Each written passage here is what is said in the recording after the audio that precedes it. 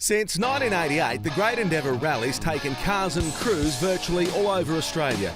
Across roads and tracks you wouldn't normally take a four-wheel drive on, let alone a two-wheel drive vehicle. From the remote outback deserts to the west to the very tip of the tropics and Tasmania in the south, the Great Endeavour Rally's been just about everywhere.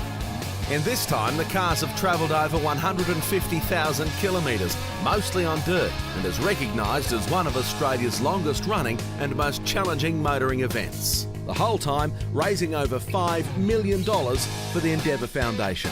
This year marks the 25th year of the Great Endeavour Rally, and it's going to be an amazing journey of over 9,000 kilometres through some of the roughest and spectacular country most people only dream of seeing.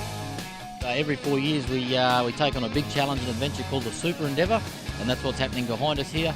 And we're heading right out through Western Queensland, up into the Northern Territory and out into far East Arnhem Land onto the Gove Peninsula. It's actually 17 days from here through to the finish line, but certainly with this Super Endeavour it allows us to get into places where we normally couldn't go.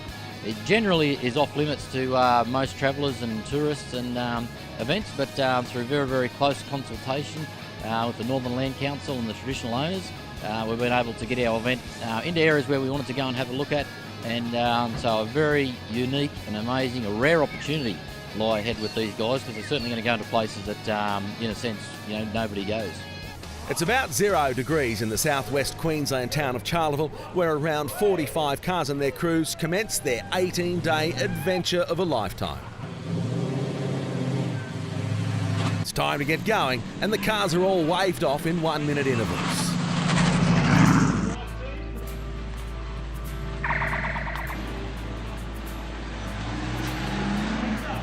You know it's going to be a tough trip when Dirty Dick Dastardly and his partner in crime Penelope Pitstop are just 20 metres from the start, and they try to sabotage the course.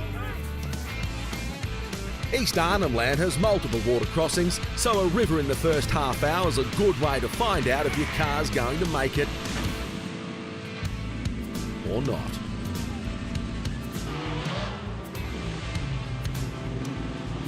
It's also good to see if your navigator's not going to get you lost. A wrong turn on this trip could be catastrophic. There was a nasty little fork in the road back there that you had to choose whether to go left or right. We guessed the right way, so we didn't get lost. Oh, my navigator didn't stuff up his first day navigating. The rally heads north to northwest Queensland through vast pastoral country for the first 2 days, through some of Mount Windsor's stations, some 2,600 square miles. This spectacular scenery is so isolated, it's a shame not many people ever get the chance to see it.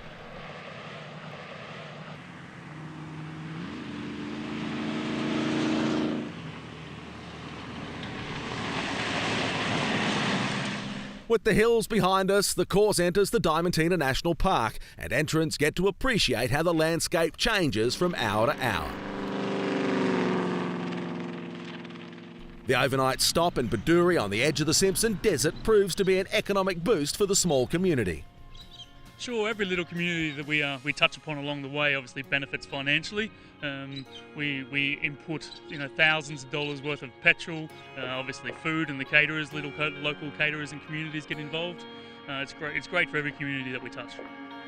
It's another 700 plus kilometre day, and the rally crosses the Northern Territory border near Lake Nash. From there it heads north for nearly 200 kilometres through more pastoral land.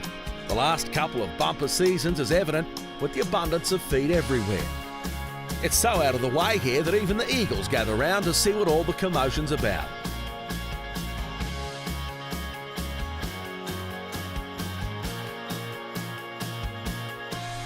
The overnight stop as the cars crossing back into Queensland at Camberwell, where it's off to the Drovers Camp for a gathering around the fire for the State of Origin decider.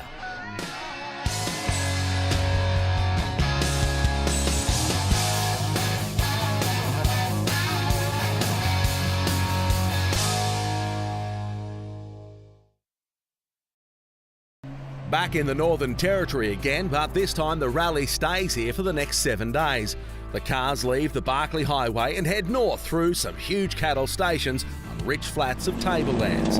The road soon turn to overgrown tracks, making it difficult to see.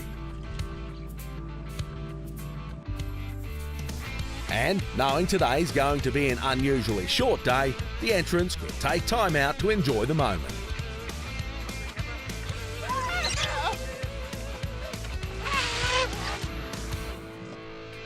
Getting into Cape Crawford early gives everyone the chance to do some much needed maintenance and repairs. We've got a slow leak in that tyre.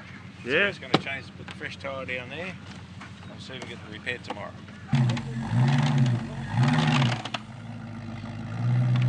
Bush mechanics, mate, you can normally drive the other car up on it and we'll pop that fella off. Once it pops, it's easy. And there's always time for someone to be a larrikin.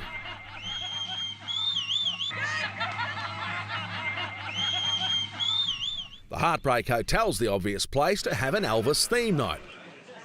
There was even a wedding. Well, sort of. Can I kiss the bride?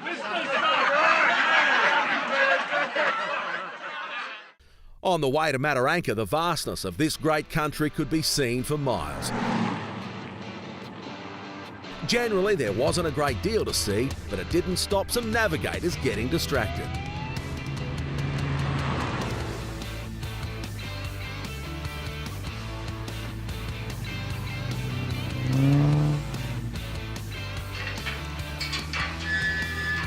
The afternoon run has a mixture of everything, and in between the ruts and dust, every now and then there's a pleasant change of scenery.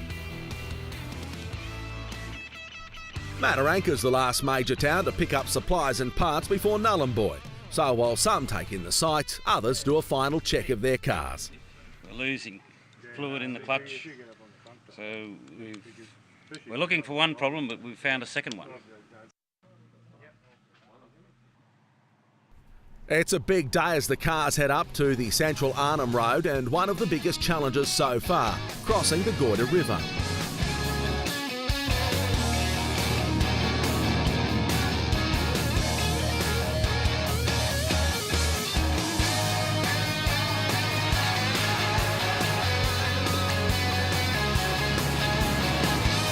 Some of the locals even stop to catch a rare glimpse of two-wheel drive cars crossing this deep water.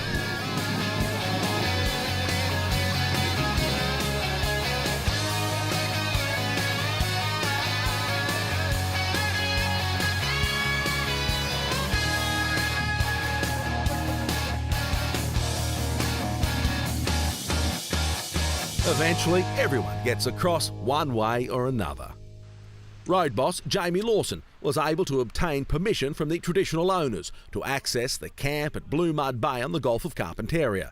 The mud crabs for dinner topped off a very special time and place. Look, we come a long way for this and it's the best. The morning allows plenty of time for fishing in the pristine waters. Be nice to bring back something for brekkie. Get all the boys out of bed and feed a nice fresh fish. Oh, there we go. And then there's the one that got away.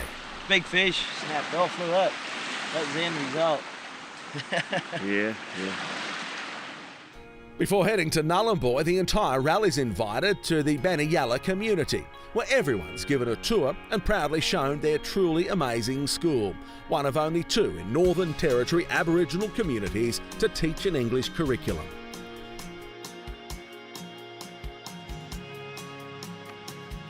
Everyone arrives in Nhulunbuy for lunch at the Surf Club, and it's a good time to relax after a tough 4,000 kilometres in 7 days. Pretty dusty, about average. Long way. There's one road out here, a lot of people do travel out here, but what is very unique is it's a challenge for the type of cars we brought out here to start with, some old two-wheel drive motor cars. Very well prepared ones, but the logistics around it is what the big challenge is. We didn't just stick to that main road, and that's what the Super Endeavour is all about, because it allows us to do things that normally couldn't be done, and in general most people say it's too hard, but we step up and together we can achieve it, and so far it's been very successful. Nhulunbuy is a town on the Gove Peninsula. It came about in the late 60s when a bauxite mine and deepwater port were created. But this is a Super Endeavour rally, and the word is out that if you think getting here was hard, getting out is going to be even harder. So a lot of the lay day spent fixing cars in readiness for the 5,000 kilometres to Yeppoon. We've only got forward and reverse, but that'll get us there. Blew a couple of headlight bulbs, mainly because there's about that much water inside the lights. Plenty a day, mate. I think we'll go to the beach. We might go to the beach. Go to the beach. Crocodile spotting. Yeah, we're going croc spotting at the beach.